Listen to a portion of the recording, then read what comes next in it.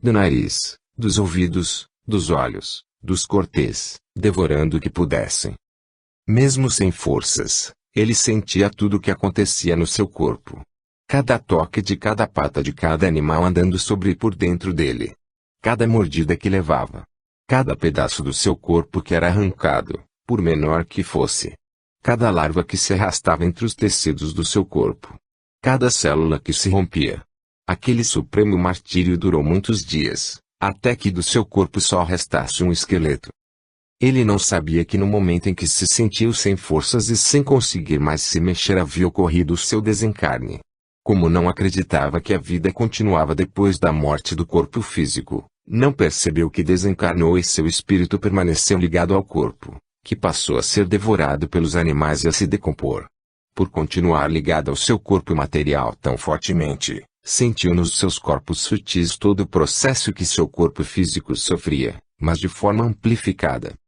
Esclarecidas as questões que envolviam a situação que tanto marcaram o espírito da consulente, ficou evidente que as dores que sentia tinham origem no sofrimento pelo qual passou durante a experiência que ali se apresentava. Então, era preciso, pelo menos, amenizar os efeitos daquela vida passada na atual.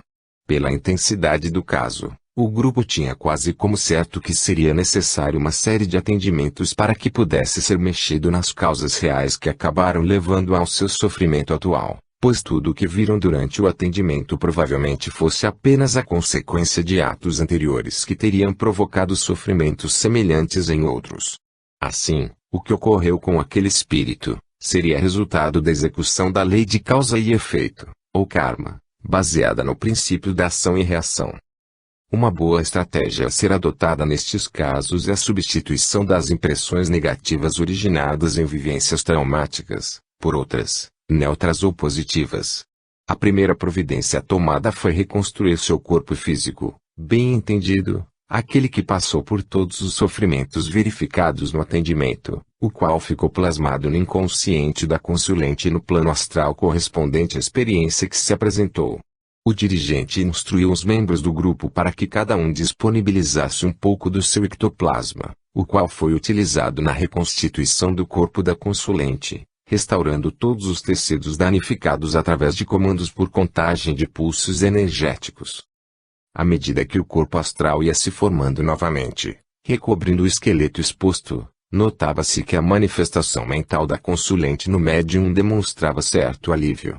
O seguir, visando harmonizar o lugar, o dirigente direcionou energias para lá comandando a abertura da porta da cela e a criação de janelas por onde a luz do sol pudesse entrar. Continuou o processo comandando a lavagem da cela com água corrente fluida, carregada de vibrações positivas, lavando desde o teto, escorrendo pelas paredes e pelo chão, removendo e levando consigo toda e qualquer energia negativa ou impureza que houvesse ali. O corpo astral da consulente, ainda plasmado no local, também foi limpo e energizado pela água corrente. Concluída a higienização do local, os médiuns perceberam que a porta da cela saía num corredor, o qual dava acesso a diversas outras celas semelhantes àquela, e que nelas havia ainda várias pessoas presas. O processo de abertura, iluminação pelo sol e higienização e energização pela água foi repetido para todo o conjunto de celas e os espíritos que permaneciam presos foram energizados e equilibrados com o ectoplasma do grupo. Foi solicitada a assistência do Hospital Amor e Caridade para o resgate daqueles espíritos sofredores, surgindo, então, uma equipe de socorristas que os acomodou, um a um, em algo parecido com macas, nas quais foram levados para o hospital. O seguir, já concluído o trabalho no ambiente, foi comandado o esquecimento daquela faixa de passado na memória espiritual da consulente para diminuir sua influência na vida presente. Seu corpo mental, que se manifestou no trabalho, também foi encaminhado ao Hospital Amor e Caridade para receber o tratamento que estava precisando. Depois, ela foi conectada com a faixa dos senhores do karma para ser esclarecida sobre os seus resgates. E assim, chegou ao fim o atendimento. A consulente foi trazida de volta do seu relaxamento e o dirigente do grupo passou a orientá-la. Foi-lhe recomendada a leitura diária de um trecho do Evangelho segundo o Espiritismo, além do seu estudo, para que conhecesse e compreendesse a espiritualidade e o papel que cabe a cada um de nós quando reencarnamos, pois precisava trabalhar mais o seu lado espiritual. Foi instruída para que tomasse passes pelo menos uma vez por semana. Tomando cuidado para não alarmá-la, foi instruída, também, para marcar atendimento em um dos grupos de atendimento continuado do centro, pois seu caso precisaria ser trabalhado mais a fundo, devendo haver o prosseguimento do tratamento, o qual recém havia começado naquele dia. Para que não ficasse preocupada, foi explicado ela que às vezes são necessários alguns atendimentos para a solução dos casos, mas apenas porque não é aconselhável que se trabalhe tudo ao mesmo tempo, pois se trata de um processo composto por várias etapas, as quais devem ser superadas uma a uma. Ela saiu muito agradecida pelo atendimento recebido e mostrava-se bastante entusiasmada, dizendo que as dores já haviam diminuído um pouco e queria seguir à risca tudo o que lhe tinham orientado. Disse, ainda, que achava que, finalmente, tinha encontrado o que estava procurando há tantos anos.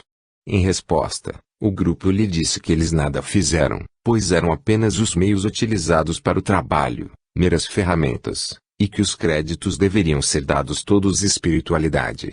Esclareceram-lhe ainda que, se recebeu algum benefício no atendimento, foi graças ao seu merecimento e que, agora, só dependia dele e da sua fé para alcançar as melhoras que buscava. Relacionamento familiar conturbado.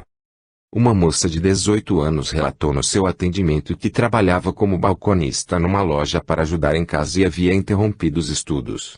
Ela morava com os pais e mais 3 irmãos, 2 deles mais velhos e outro mais jovem que ela. O pai trabalhava na construção civil, a mãe fazia faxinas, um dos seus irmãos tinha um emprego fixo e os outros ajudavam um pouco fazendo um biscate aqui, outro ali.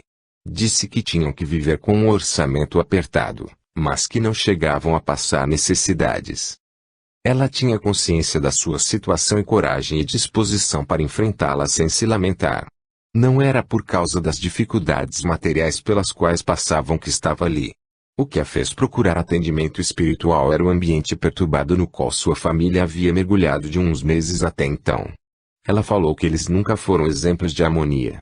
E até considerava normal que surgisse algum desentendimento de vez em quando.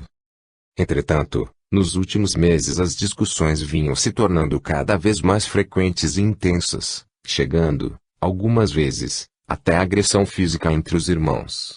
Seu pai também discutia com todos por qualquer coisa e tinha se tornado autoritário em excesso.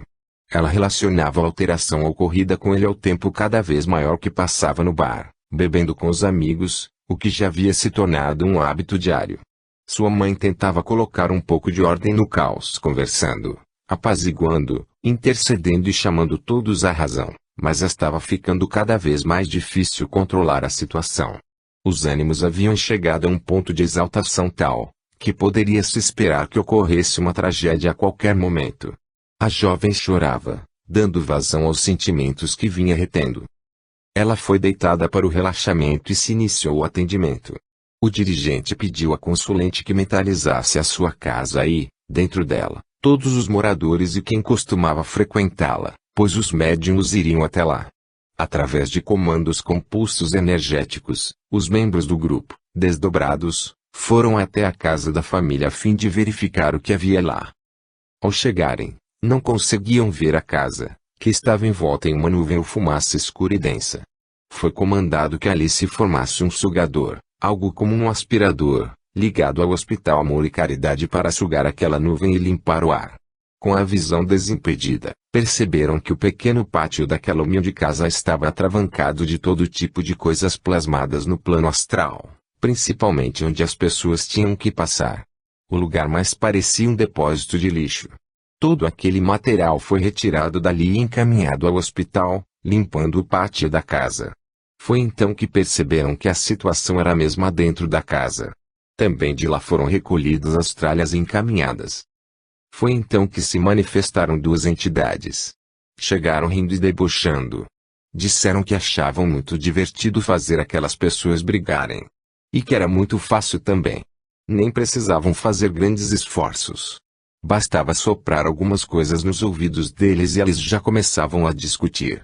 Disseram que não adiantaria nada tirarem as coisas que eles tinham levado para casa porque elas seriam colocadas novamente em pouco tempo, pois havia mais outros lá com eles. Até agradeceram por as terem tirado de lá, pois planejavam trocá-las por outras e, assim, teriam sido poupados daquele trabalho. Riam. De todos da família, só não gostavam da mãe, a quem chamavam de a velha, e da moça que estava sendo atendida, pois elas não se deixavam envolver pelas vibrações negativas que eles emanavam e resistiam às influências nocivas que espalhavam pelo ambiente. Perguntados pelo dirigente sobre a razão de todas aquelas coisas espalhadas pelo pátio e pela casa, responderam, entre risos, que, tendo que atravessar os entulhos sempre que andassem pelo lugar, eles ficavam ainda mais irritados e atrapalhados. Assim, ficava mais fácil fazê-los brigar e discutir. Diziam que eles eram os fracos, mesmo, e que perdiam o tino e a razão por qualquer bobagem. Repetiam que era muito engraçado vê-los brigando e discutindo, com cada um se achando o dono da verdade. Realmente, aqueles espíritos estavam se divertindo bastante com a situação que provocavam. O dirigente deixou que falassem livremente, até que lhe dessem as informações que precisava para dar sequência ao atendimento. O diagnóstico mais provável para o caso era que os espíritos zombeteiros foram atraídos para aquela família devido à invigilância de alguns dos seus membros.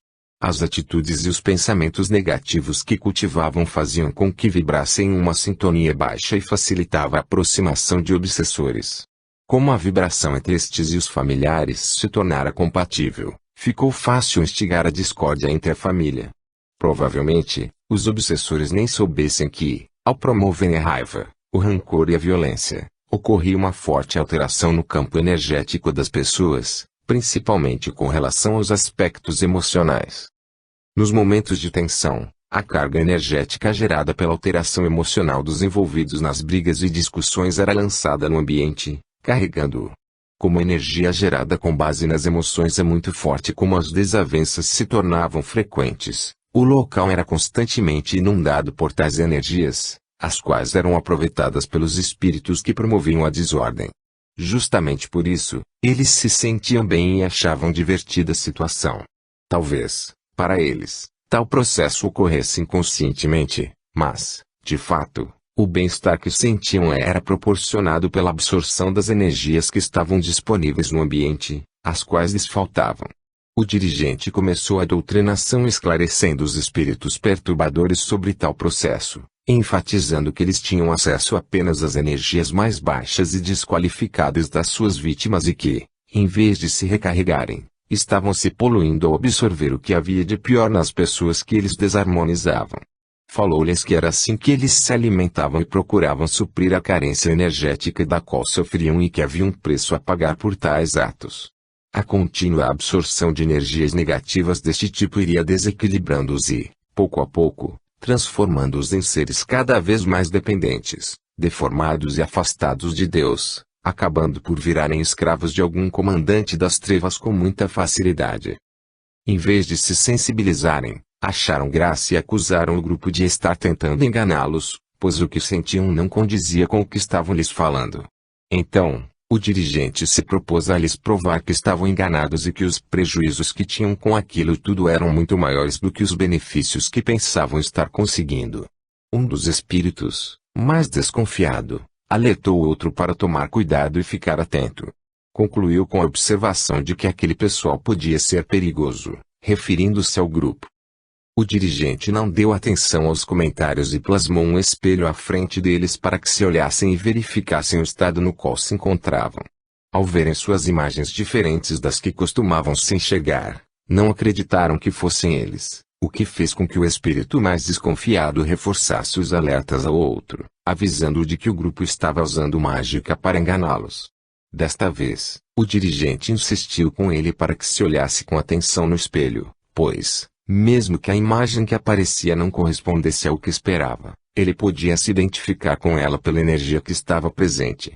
Ao fazer o que o dirigente lhe propunha, sua certeza ficou abalada, mesmo não tendo se convencido. Aproveitando o momento de hesitação que se criou, pediu que permitissem mostrar-lhes como eles poderiam ficar melhores do que estavam, avisando-os que não precisavam se preocupar, pois não seriam obrigados a fazer nada que não quisessem e continuariam livres para tomar o rumo que achassem melhor. Depois, poderiam decidir o que iriam fazer, sem que ninguém os impedisse. O dirigente não mentia. Sabia que os espíritos que se dedicam a práticas como estas, só o fazem porque desconhecem coisa melhor. Se for proporcionado a eles o equilíbrio energético, a paz interior, o contato com as energias sutis do amor, da esperança, da fraternidade, mesmo que apenas por alguns momentos, será isso que passarão a almejar dali em diante. Raros são os casos de espíritos que querem continuar convivendo com energias negativas depois de experimentarem tamanho bem-estar. Assim, sempre se utilizando do recurso de contagem de pulsos energéticos, o dirigente procurou harmonizar as energias daqueles espíritos para que experimentassem sensações melhores do que as que estavam habituados. A primeira providência tomada foi direcionar a eles um pouco de ectoplasma dos médiuns, para lhes devolver as formas normais, reconstituindo seus corpos sutis. Em seguida, foram levados para baixo de uma cachoeira de água fluida para que se limpassem dos miasmas e das energias negativas que carregavam. Já era perceptível que eles se mostravam mais calmos, mais leves, mais tranquilos, apenas com estas duas ações. O dirigente continuou o trabalho trocando os farrapos que usavam por túnicas brancas e envolvendo-os numa luz violeta, transmutando qualquer resquício de energia negativa que ainda pudesse deles emanar. O dirigente prosseguiu, aproveitando a paz que aqueles espíritos estavam experimentando, e disse-lhes que havia outra alternativa para eles, onde poderiam receber todo o atendimento do qual estavam precisando, descansar, restabelecer-se, estudar e, quando chegasse o momento, trabalhar em algo produtivo que pudesse ajudar a outros de alguma maneira. Que o que estavam sentindo naquele momento era temporário, apenas para que soubessem que existe uma situação melhor do que a que estavam experimentando, mas poderia ser permanente se eles optassem em abandonar aquele lugar e aquelas práticas. Que, talvez por algum merecimento, naquele momento, estava sendo oferecida a eles a oportunidade de mudarem suas vidas radicalmente para melhor e que só dependia deles para aproveitá-la. Que eram livres para não aceitar, mas, neste caso, teriam que voltar a viver do jeito que viviam até então e que não era possível saber quando iria surgir uma nova oportunidade como aquela. Eles já haviam se decidido a mudar. Mas ainda restavam outros, que estavam na casa. Então, o dirigente os orientou para que chamassem seus companheiros e se mostrassem a eles, para que vissem a transformação pela qual passaram. Instruiu-os para que passassem a eles as impressões que estavam sentindo e que os convidassem a aproveitar a oportunidade que estava se apresentando para seguirem juntos para uma nova jornada. Assim fizeram, e todos eles, impressionados com a mudança que ocorrera nos dois, aceitaram acompanhá-los, sendo encaminhados ao Hospital Amor e Caridade. O seguir, foi providenciada uma limpeza energética mais profunda na casa da moça. Primeiro, foram recolhidos todos os objetos que estavam plasmados no plano astral e que não faziam parte do ambiente da casa e da família. Em seguida, a casa foi envolvida por uma proteção energética para impedir novos assédios, foi plasmado um jardim com diversas plantas e flores, para devolver alegria ao lugar, e distribuídos cristais de cores diversas pelo local para funcionarem como reguladores e irradiadores energéticos. Encerrara-se o atendimento e a moça foi chamada de volta para as instruções do grupo. Foi-lhe explicado que o ambiente familiar havia chegado ao ponto no qual chegou porque houve descuido de alguns dos membros quanto a valores éticos e ou morais, facilitando a aproximação de energias pesadas que comprometiam a convivência harmoniosa entre eles. Sugeriram a ela que não procurasse um culpado para aquela situação, mas, sim, providenciasse para que ela não viesse a se repetir. Pois todo o equilíbrio que fora conseguido com o atendimento, agora precisava ser mantido por eles próprios. Para tal, foi aconselhado que ela e sua mãe, as quais eram as pessoas mais centradas da família, introduzissem na casa a prática do Evangelho no lar, devendo marcar um dia da semana e uma determinada hora para realizar a reunião. Foi orientada para que, uma vez por semana, no dia e na hora combinados, a família se reunisse e, após uma prece, alguém lesse em voz alta uma passagem do Evangelho segundo o Espiritismo e depois discutissem o que fora lido. Deveriam convidar a todos, mas sem forçar a participação de ninguém. Mesmo que apenas ela e sua mãe se dispusessem a fazer o Evangelho no lar, assim deveria ser feito. Depois, à medida que ficasse demonstrada a firmeza de posição das duas, outros da família acabariam aderindo e participando juntos. Foi explicado ao jovem que a prática do evangelho no lar era muito boa para melhorar as energias do ambiente e que espíritos desencarnados também poderiam ouvir a mensagem e se doutrinar. Porém, foi ressaltado que, apesar de verdadeiro, isso era secundário. O ponto mais importante era o esclarecimento e a evolução deles mesmos, através da assimilação de valores éticos e morais cada vez mais elevados e do conhecimento do processo pelo qual encarnaram juntos na vida terrena atual. Só assim eles poderiam estar protegidos, não só da influência externa, mas principalmente de si mesmos, pois seus atos, suas atitudes e seus pensamentos passariam a se basear em pilares sólidos que dariam sustentação às suas vidas em qualquer situação. Explicando-lhe que não haveria necessidade de prosseguir com outros atendimentos para este caso, pois agora eles mesmos precisavam fazer a sua lição de casa. O grupo lhe garantiu que o ambiente familiar iria melhorar desde já e se colocou à disposição caso ela quisesse retornar outro dia. E assim, a moça se foi em paz e com esperança renovada de que novos tempos estavam se abrindo para eles. Drogas. No atendimento de uma senhora, esta relatou que tinha 45 anos, era casada, tinha uma loja no andar de baixo da sua casa, onde trabalhava com o marido, e tinha 4 filhos. O atendimento não era para ela, mas para um dos seus filhos, o mais velho. Atendimentos deste tipo são chamados de ponte, no qual alguém comparece para outra pessoa ser atendida através de si. O rapaz que receberia o atendimento tinha 21 anos e havia interrompido seus estudos há 2 anos. Não trabalhava, nem se interessava pelos negócios da família, só querendo saber de festas e de noitadas. A preocupada mãe falou que ele vinha se mostrando cada vez mais agressivo com ela, com o pai, e com os seus irmãos também. Já não conversava com mais ninguém da família, a não ser que fosse do seu interesse. Qualquer tentativa de aproximação era repelida prontamente com agressividade. Quase não parava em casa, às vezes sumindo por dias, sem avisar ou dar qualquer justificativa. Os pais, cientes de que havia algo errado com o rapaz, tentavam ajudar de alguma maneira, mesmo sem saber como. Chegaram até a marcar um psicólogo para ele. Mas ele não aceitava que se intrometessem na sua vida, conforme suas palavras, e recusava tudo o que seus pais lhe ofereciam. A única coisa que aceitava, é claro, era dinheiro, do qual sempre estava precisando. Fazia de tudo para obtê-lo, inclusive chantagem emocional. Às vezes aparecia gastando dinheiro que ninguém sabia de onde ele tirava. Nestas ocasiões, ele falava apenas que ganhara o dinheiro intermediando uns negócios por aí, sem entrar em detalhes. E assim, ia ficando cada vez mais complicado lidar com o filho, até que, numa madrugada, foram acordados por alguém batendo a porta. Era um rapaz que andava com ele às vezes. Apenas avisou que ele havia sido preso e o local para onde achava que o tinham levado. Mal terminou de falar e saiu apressado, sem dar mais informações ou oportunidade para lhe fazerem qualquer pergunta. Em seguida, pai e mãe aflitos estavam na delegacia que o outro havia indicado, em busca do filho, e, realmente, lá estava ele. Então, foram colocados a par do que estava acontecendo pelos policiais.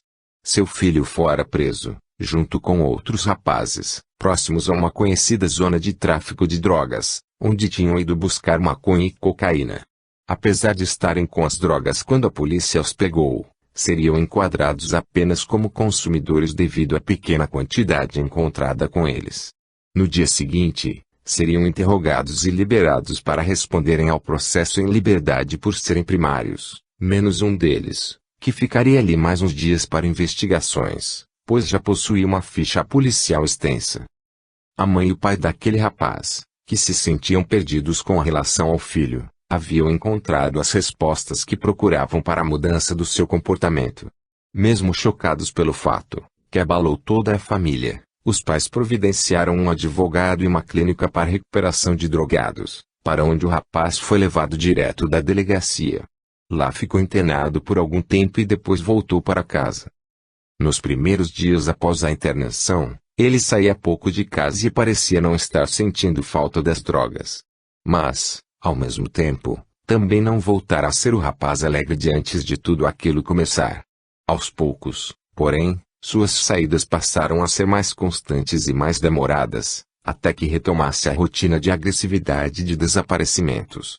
E assim, novas detenções e novas internações passaram a fazer parte do dia a dia da família, transformando suas vidas numa preocupação constante e fazendo com que aquela mãe zelosa procurasse ajudar o filho de todas as formas que lhe fosse possível, inclusive espiritual.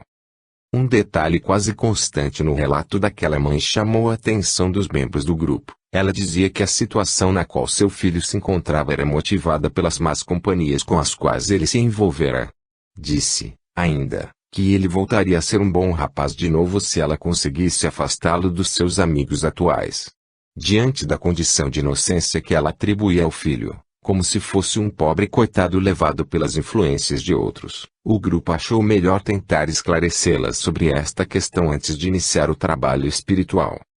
Então, ela foi lembrada que o seu filho era dono da sua vontade e era capaz de decidir por si mesmo, que, se ele fazia uso de drogas, era porque ele queria usá-las, que não adiantaria ela afastá-lo dos seus amigos, porque, se quisesse continuar usando drogas, ele encontraria outros com a mesma afinidade, e que ele era responsável pela sua própria vida, não sendo bom para ele que lhe tirassem tal responsabilidade.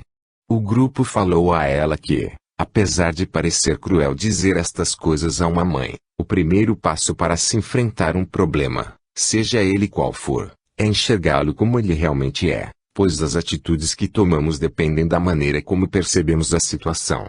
Assim, se a visão do problema for distorcida, as ações tomadas para tentar resolvê-lo não terão o efeito esperado, pois estarão direcionadas apenas para o que é percebido, ou imaginado, e não para a realidade. A mãe, aflita, com lágrimas escorrendo pela face, admitia que a situação era como o grupo estava lhe falando e que ela sabia disso, mas, no seu desespero, procurava se agarrar a qualquer coisa que pudesse lhe acenar com uma esperança de ver o filho recuperado e bem novamente. O grupo compreendia a sua angústia. Orientando-a a se acalmar, o dirigente a conduziu ao relaxamento para que o atendimento se iniciasse. Uma das médiuns do grupo já começava a apresentar sinais de manifestação quando o trabalho foi aberto. Era o corpo mental do rapaz.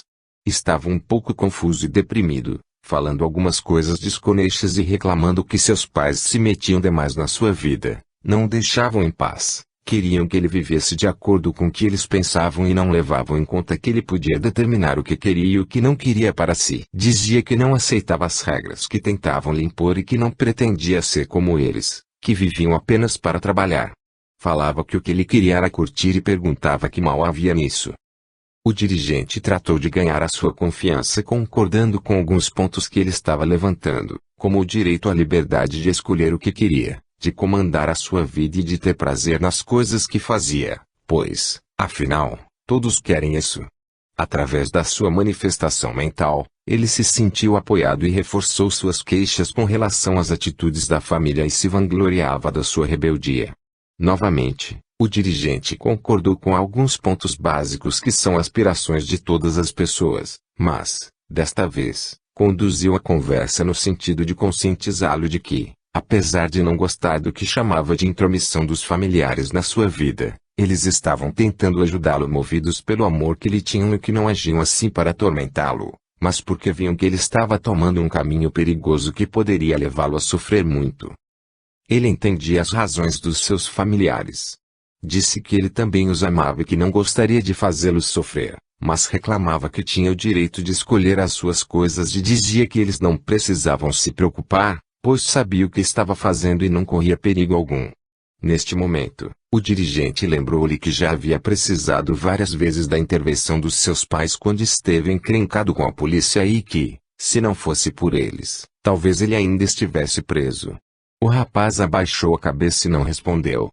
Talvez estivesse sentindo remorsos pela sua ingratidão, mas, em seguida, falou que nunca havia pedido que eles fizessem qualquer coisa e que, o que eles fizeram, fizeram porque quiseram. Prontamente, o dirigente emendou que o fizeram apenas por amor a ele e porque não queriam vê-lo chegar ao fundo do poço. A nova menção do amor dos seus pais mexeu com o mental do rapaz, que se ressentiu. Mas, ao mesmo tempo, ironizou a questão do chegar ao fundo do poço, pois ele garantia que tinha o controle total da situação, inclusive quanto às drogas que usava. O dirigente não discordou abertamente do que ele falava, mas apenas lançou uma dúvida no ar: será mesmo? Que retumbou na sua consciência. Mesmo convicto de que tinha o controle da situação, a observação fez com que lhe despertasse a curiosidade sobre o significado da dúvida que estava sendo levantada. O dirigente começou dizendo que, no início, ele realmente era o senhor da situação e podia determinar o que, como e quando algo aconteceria, e que apenas se divertia com aquilo. Mas que, com o tempo, as drogas começaram a ficar cada vez mais presentes na sua vida, até que passasse a pensar apenas no próximo pega, no próximo cheiro, na próxima sensação. Então, tudo o que fazia, tudo o que falava, todas as pessoas com as quais se relacionava, tudo em sua vida, girava em torno da droga e das maneiras de obtê-la. Tais argumentos foram usados como base para que o dirigente afirmasse ao rapaz, com firmeza e, ao mesmo tempo, de forma compreensiva e amigável, que, então, a situação se invertera. Aquele que antes era o senhor, agora era o escravo. O que era apenas uma diversão, uma sensação diferente, passou a ser uma obsessão. O que era um simples acessório, passou a ser o ponto central da sua vida e acabou tomando conta do seu ser. Concluiu seu pensamento fazendo uma analogia sobre a droga: se ela fosse um ser vivo, seria extremamente ciumenta. Ela não se contenta enquanto não tiver o domínio completo do seu usuário, enquanto não for a sua razão de viver, enquanto não ocupar todos os espaços possíveis da sua vida. Enfim, enquanto ela não tiver a posse plena do seu usuário, quando, então, já seria tarde demais, pois ele estaria à beira da morte ou da loucura. E tudo em troca de alguns momentos fugazes, que precisam ser realimentados constantemente com novas doses cada vez maiores. O rapaz ouvia as argumentações do dirigente e não tinha como rebatê-las. Ele ainda não havia parado para pensar na questão sob este ponto de vista, mas reconhecia que era verdadeiro o que estava ouvindo, pois testemunhara a ocorrência de tais fatos com alguns dos seus companheiros de vício. Pensando melhor, percebeu que todos estavam rumando nesta direção, inclusive ele mesmo, embora não conseguisse ver até onde seria possível chegar. Alguns, inclusive, já haviam interrompido suas jornadas de forma lamentável, pela morte, pela demência, pela prisão ou por doenças e deficiências diversas. Em contrapartida, vira também que outros, que optaram por largar as drogas, levavam suas vidas de forma tranquila e sem sobressaltos, trabalhavam, estudavam e faziam tudo o que ele fazia, mas sem precisar que suas consciências estivessem alteradas. Surpreso com a clareza e a exatidão da exposição do dirigente do grupo, chegou até a lhe perguntar como ele sabia tão bem como acontecia este processo, obtendo como resposta que o que falou era fruto da observação de muitos casos parecidos, com os quais já tivera contato. Mesmo percebendo as consequências que o envolvimento com drogas produz, o rapaz ainda se mostrava reticente, tendo até soltado uma exclamação pesarosa do tipo "mas é tão bom". Porém, em vez de condená-lo, o dirigente assumiu uma posição conciliatória. Disse-lhe que era óbvio que ele achava bom e que gostava. Se não gostasse do efeito das drogas, não as usaria, a menos que fosse masoquista e quisesse conscientemente se punir. Seria inútil tentar convencê-lo de que a droga era ruim, pois não era assim que ele a sentia. De qualquer forma, não era esta a questão que precisava ser abordada. Habilmente, o dirigente fez com que visse que tudo na vida é uma questão de escolha, cabendo a cada um a responsabilidade pelas próprias decisões. Disse-lhe que sempre que se faz uma escolha, não importando se ela é certa ou errada, é necessário abrir mão de algo e que qualquer opção que se adote gerará consequências para si mesmo e para outros. Ou seja, tudo tem seu preço.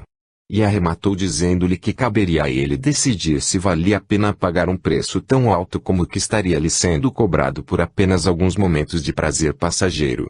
O rapaz absorvia a mensagem e estava vacilante. O golpe de misericórdia nas suas dúvidas foi dado quando, através da contagem de pulsos energéticos, o dirigente mostrou-lhe a sua forma espiritual atual, que estava em situação lamentável depois de ter sido bombardeada com todas as substâncias tóxicas. Fez com que observasse os fluxos de energia percorrendo seus corpos não físicos, mostrando-lhe como estavam densos e escuros e com diversos bloqueios, e as dificuldades que encontravam para cumprir suas funções vitais. Em seguida, mostrou-lhe os efeitos que em pouco tempo iriam começar a se manifestar como doenças e restrições no seu corpo físico e no seu cérebro como reflexo das deformidades que apresentava nos seus corpos não físicos. Suas resistências desabaram ao verem-se as consequências das suas escolhas. Ele não queria aquilo para si, apesar de se mostrar um tanto rebelde e confiante, no fundo se sentia incomodado com o sofrimento que causava na sua família. Foi então que demonstrou querer lutar contra aquela situação que o subjugava. Ele sabia que não seria fácil e pediu que o ajudassem a enfrentar os desafios que teria de vencer, pois, ao voltar ao corpo físico, as necessidades deste estariam gritando para serem satisfeitas e ele não sabia se teria forças suficientes para resistir a elas. Garantindo-lhe que ele teria o amparo da espiritualidade e queria ter toda a ajuda que precisasse, o grupo tratou de harmonizar e reequilibrar as energias do rapaz, restituindo-lhe o funcionamento normal dos seus chakras e dos canais de transmissão de energias. Em seguida, fizeram uma limpeza na sua casa, de onde foram retirados alguns materiais que lá estavam plasmados cujas energias não lhe faziam bem ou ajudavam a induzi-lo ao vício. Foram encaminhadas algumas entidades que se encontravam na sua casa e ele foi deixado em contato com a espiritualidade para receber as orientações que estivesse precisando. O atendimento já estava se encerrando quando um dos médiuns percebeu que, durante a noite, enquanto dormia, o rapaz era levado a um local na espiritualidade que era frequentado por muitos viciados em drogas. Lá havia toda uma estrutura montada para recepcioná-los com festa, bebidas, drogas, música, orgias. Funcionava o tempo todo e estava cheio de gente. O lugar foi montado para vibrar de forma compatível com a frequência daqueles infelizes para atraí-los até lá, com o objetivo de sugar suas energias vitais. Era muito fácil para os controladores do lugar conseguirem o que queriam, pois as suas vítimas, como o gado marchando na direção do matadouro, seguiam para lá docilmente, atraídas pelos pequenos e vãos prazeres que lhes ofereciam. Então, para que o rapaz não se dirigisse mais para lá enquanto dormia, o rastro energético daquele lugar foi apagado de sua memória. E para impedir que chegassem até ele para buscá-lo, foi montada uma proteção energética ao seu redor e no seu quarto, algo como um escudo de força, que impediria que ele fosse localizado. Para dar-lhe mais força e orientações neste período inicial da sua luta, ele foi deixado em sintonia com o Hospital Amor e Caridade. Seria o suficiente até que recebesse o próximo atendimento em um dos grupos de atendimento continuado da casa. A senhora foi trazida de volta do relaxamento e instruída para marcar atendimento para o rapaz em um dos outros grupos do centro. O ideal seria que ele viesse para ser atendido pessoalmente. Mas, se não quisesse, não teria problema, pois ela poderia fazer a ponte por ele outra vez. Aconselharam-na a procurar conhecer melhor os aspectos espirituais que envolvem a sua vida e os dos seus e propor este tipo de discussão em família, pois todos eles estavam muito ligados ao plano material e precisavam se aproximar mais das suas respectivas manifestações espirituais. Para facilitar tal aproximação, foi instruída para que deixasse livros de teoria espiritual pela casa, de modo a ficar ao alcance de qualquer um que se interessasse pelo assunto e quisesse estudá-lo. Como último conselho, o grupo disse-lhe que seu filho poderia parecer um pouco diferente nos próximos dias, mas ela não deveria estranhar, pois seria consequência da luta interior que ele estaria travando para se libertar. O melhor que ela poderia fazer era observar o filho discretamente e deixá-lo perceber, de uma forma amorosa, sem pressioná-lo, que estaria ao seu lado sempre que ele precisasse. E assim, aquela mãe que chegara aflita e desesperada, deixava a sala com os olhos marejados pela emoção e com esperança renovada. Vidas anteriores e magia negra. O consulente a ser atendido era um homem de 34 anos, casado há 2 anos com sua segunda esposa, com a qual tinha um filho. Era pai, ainda, de outras 2 crianças do primeiro casamento. Relatou ao grupo que estava procurando atendimento no centro espírita devido às dificuldades que estava encontrando em quase todos os aspectos da sua vida. Dizia que, por mais que se esforçasse, parecia que nada dava certo. Contou que tudo começou a andar para trás depois que se separou da primeira esposa. Ou melhor, corrigiu, depois que assumiu o relacionamento com a mulher com a qual estava casado no momento. O primeiro casamento fora bastante tranquilo no início e nada indicava que pudesse ser desfeito um dia. Viviam em paz, cuidando dos filhos, trabalhando e procurando aproveitar as horas de lazer com a família. Disse que eles se amavam e, em seguida, retificou que ela sempre o amara mais do que ele a ela. Tanto que lhe parecia que ela sentia por ele algo mais do que amor, um sentimento que beirava a possessividade, a obsessão. Entretanto, ela procurava administrar tais sentimentos, controlando-se quase sempre, apesar de ocorrerem crises de ciúmes às vezes, segundo ele infundadas, às quais atribuía a sua insegurança ou medo de perdê-lo. Relatou, ainda, que as iniciativas para que se aproximassem um do outro e para que a relação se estabilizasse sempre foram tomadas por ela. Ele, apesar de não sentir o ardor dos apaixonados, gostava dela e se deixou envolver pelos seus cuidados e atenção. Acabou gostando da situação e permitiu que os acontecimentos se sucedessem, até que casaram e tiveram filhos. Porém, apesar da estabilidade que aquela relação demonstrava, às vezes ele sentia algo estranho com relação à esposa. Não sabia dizer se era medo, insatisfação, sensação de que poderia ser traído por ela, se sentia desconfiança, ou alguma outra coisa. Quando surgiam tais sentimentos, ele procurava se convencer de que era bobagem, talvez insegurança sua, pois nunca vira qualquer ação dela que justificasse tais temores. E assim, conseguia controlar tais sentimentos quando surgiam e procurava aproveitar a convivência com a sua família. Mas a situação foi piorando e as crises ficando mais intensas e frequentes, até que, apesar dos seus esforços, conforme seu relato, não havia mais condições de permanecerem juntos. Por iniciativa sua, 4 anos antes o casal havia se separado. Foi um processo complicado, mas conseguiram superar as divergências e tinham um relacionamento amigável por causa das crianças, as quais ficaram com ela. Parecia-lhe que a ex-esposa alimentava esperanças de virem a se unir novamente. Ela mudara seu comportamento com ele, passando a tratá-lo com mais carinho e tentando envolvê-lo com atenções, como no início do relacionamento. Apesar de algumas recaídas, nas quais passaram alguns dias e noites agradáveis, ele procurava se manter neutro e não estimulava pensamentos de voltarem a viver juntos de novo, como seria da vontade dela. 1 ano depois de terem se separado, a empresa na qual ele trabalhava admitiu uma nova funcionária, que passaria a ser sua colega. Desde o momento que a viu pela primeira vez, não conseguiu mais tirá-la da cabeça. Devido às marcas recentes da separação, esforçou-se para fugir deste sentimento, mas havia uma força, maior que ele, que chamava sua atenção para aquela pessoa que recém conhecera. Não entendia o que estava acontecendo com ele. Era um sentimento completamente novo, que nunca imaginara poder existir, sobre o qual não tinha controle. Com medo, resolveu ignorar aquela atração e ir levando a situação do jeito que lhe fosse possível, sem permitir que se estabelecessem laços afetivos entre os dois. Porém, por terem que se relacionar diariamente em função do trabalho, foram se conhecendo e a identificação que tinham um com o outro foi aumentando.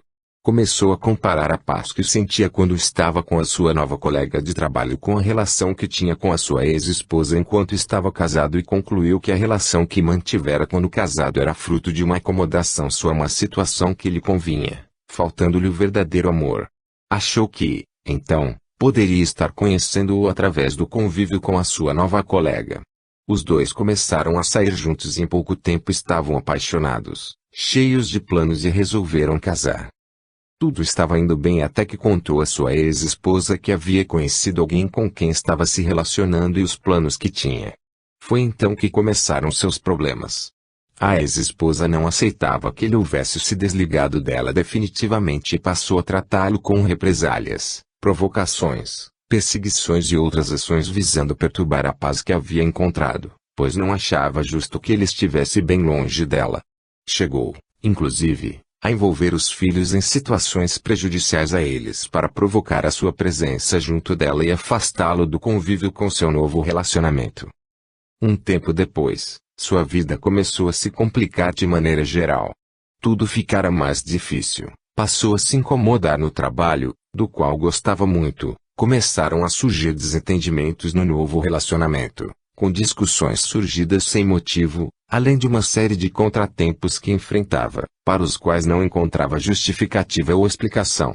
Mesmo assim, casara-se com a sua esposa atual um ano depois de tê-la conhecido e os dois tentavam enfrentar juntos as adversidades que surgiam. Por achar estranho que sua vida mudasse tanto e tão de repente, pensava que as dificuldades pelas quais passava pudessem estar relacionadas à ex-esposa e ali estava ele em busca de um atendimento espiritual. Tendo concluído seu relato, foi levado ao relaxamento. Os médiuns do grupo já demonstravam estar sintonizados com energias relacionadas ao caso trazido pelo consulente. Uns perceberam uma vida passada, onde os três, ele, a ex-esposa e a atual, viveram juntos. Outros perceberam que ele estava sendo vítima de energias geradas através de magia negra. Como duas faixas se manifestavam ao mesmo tempo, o dirigente solicitou que um dos médiuns, que não estivesse sintonizado com nenhuma delas, atuasse como dirigente e atendesse uma das manifestações, enquanto ele atenderia a outra. O dirigente passou a tratar o caso de magia, enquanto o médium que se disponibilizou se ocupou da vida anterior dos três. No caso tratado pelo dirigente, os médiuns perceberam um trabalho realizado numa linha africana envolvendo uma grande carga de energia negativa. Havia uma entidade com sérias deformações, toda torta, guardando algo que estava enterrado no terreno de um cemitério. A faixa de trabalho dos pretos velhos foi invocada para dar suporte ao grupo. Como não teria grande proveito tentar doutrinar a entidade que guardava o feitiço, pois tais guardiões atuam de forma inconsciente a mando de outros, executando a tarefa como autômatos, ela foi encaminhada para ser acolhida e esclarecida na faixa dos pretos velhos. Os seguir, passaram a investigar o trabalho de magia. Retirando a terra que cobriu o objeto, encontraram uma caixa, a qual foi aberta. Dentro dela havia pedaços de tecidos, fotos, fios de cabelo e outras coisas que referenciavam o consulente, a sua esposa atual e o filho de ambos. Estava tudo misturado e envolto por um barbante que dava muitas voltas ao redor, havendo vários nós a amarrar o embrulho. Dentro da caixa ainda havia mais alguns objetos imantados, confeccionados por quem realizou o trabalho de magia. Todo o material estava mergulhado num líquido viscoso e negro, como petróleo, que começou a se expandir e vazar para fora da caixa quando esta foi aberta. Imediatamente, para que não se espalhasse, o dirigente emitiu comandos para que o líquido que escorria fosse aparado e, junto com o que ainda permanecia dentro da caixa, fosse guardado em uma sacola, que parecia ser de couro, plasmada naquele momento. Ao mesmo tempo, um dos médiuns visualizou o consulente todo amarrado, envolvido de cima a baixo por cordas, da mesma forma como estavam embrulhados os objetos dentro da caixa. Então, o dirigente foi intuído a desdobrar a sua atual esposa e o filho deles e trazê-los até ali, o que fez através de comando por contagem de pulsos energéticos. Com isso, o médium pôde perceber que eles também estavam na mesma situação, embora a criança fosse a menos afetada. Em seguida, o dirigente emitiu comandos para que os nós do barbante do trabalho que desenterraram fossem desatados e para que o embrulho na caixa fosse desenrolado. À medida que os nós se desfaziam e o barbante se soltava, o mesmo acontecia com as cordas que envolviam os três.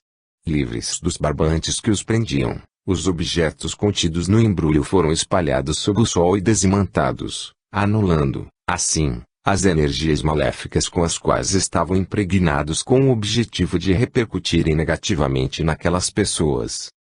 Para concluir o manuseio daquele material, foi providenciada uma fogueira para que as energias ali presentes fossem purificadas e recicladas pelo fogo. Assim, a sacola de couro onde estava o líquido recolhido, os barbantes, as cordas, os objetos que pertenceram ou se referiam ao consulente e à sua família atual, os objetos confeccionados por quem fez o trabalho de magia, a caixa que os continha, a terra que os envolvia, tudo foi sendo colocado na fogueira pelos pretos velhos. Ao final da queima, as cinzas foram recolhidas por eles e a energia original do local onde a caixa estava enterrada foi restaurada. Em seguida, os médiuns desdobrados foram até a sua casa e fizeram uma limpeza energética, na qual encontraram diversos objetos imantados no plano astral, os quais foram todos recolhidos. Enquanto o grupo trabalhava os casos que se apresentaram na mesa, Um dos médiums atuava junto ao consulente para harmonizar seu fluxo energético através da imposição das suas mãos e do direcionamento consciente de energia sobre pontos onde havia desequilíbrio. O mesmo foi providenciado pelo dirigente, através de comandos, sobre os corpos não físicos da esposa e do filho, os quais estavam ali desdobrados. Com relação ao trabalho de magia, restava apenas localizar o mandante do mesmo e o seu executor. Pelo rastro energético, sintonizaram uma terreira envolta em densas nuvens escuras, de energia bem pesada. Havia um responsável pela terreira. Era um homem de pouco conhecimento que se dizia pai de santo, mas que, na verdade, só lidava com entidades trevosas. Ele havia feito o trabalho de magia por encomenda da ex-esposa do consulente. Ela, inconformada por se achar desprezada, pretendia com aquilo destruir o ex-marido e quem estivesse ao seu lado. Transtornada, esperava que, quando ele não tivesse mais o que fazer ou onde procurar socorro, acabasse voltando para ela. O estado energético ao qual seu espírito estava reduzido era deplorável, digno de pena. Apresentava-se com diversas manchas escuras e deformidades nos seus corpos espirituais. Em farrapos, suja e completamente desgrenhada, demonstrando alguma debilidade mental, estava acompanhada por muitas sombras que a rodeavam e se assemelhava à figura de uma mendiga de rua. Entretanto, apesar de ter se unido a forças negativas quando encomendou a magia, só isso não seria suficiente para tamanho estrago em si mesma. Os médiuns que perceberam a outra faixa que se apresentara no início puderam esclarecer os motivos do penoso estado no qual ela se encontrava. Na faixa de vida passada no qual estavam trabalhando foi visto que a ex-esposa do consulente já adotava práticas de magia desde outras encarnações. Na vida passada que se apresentara, ela era uma feiticeira com grandes conhecimentos e usava-os para conseguir o que quisesse. Inclusive o homem do qual gostava, que acabara se casando com uma mulher muito bonita, a qual, por isso, passou a ser considerada como sua rival. A feiticeira preparou suas poções, aliou-se a entidades, as mais repugnantes, manipulou energias negativas, enfim, fez de tudo o que estava ao seu alcance para atingir a sua rival, a qual havia lhe tomado seu amor, segundo achava. Tanto fez contra ela, que a sua vítima caiu doente, sem que conseguisse encontrar uma cura para seus males. A feiticeira procurou o casal e ofereceu seus conhecimentos para ajudar a enferma. Porém, sua intenção era se aproximar dele. Além disso, estando perto da vítima sob pretexto de ajudá-la, poderia atuar sobre ela mais diretamente e fazer o que quisesse sem se preocupar com os outros.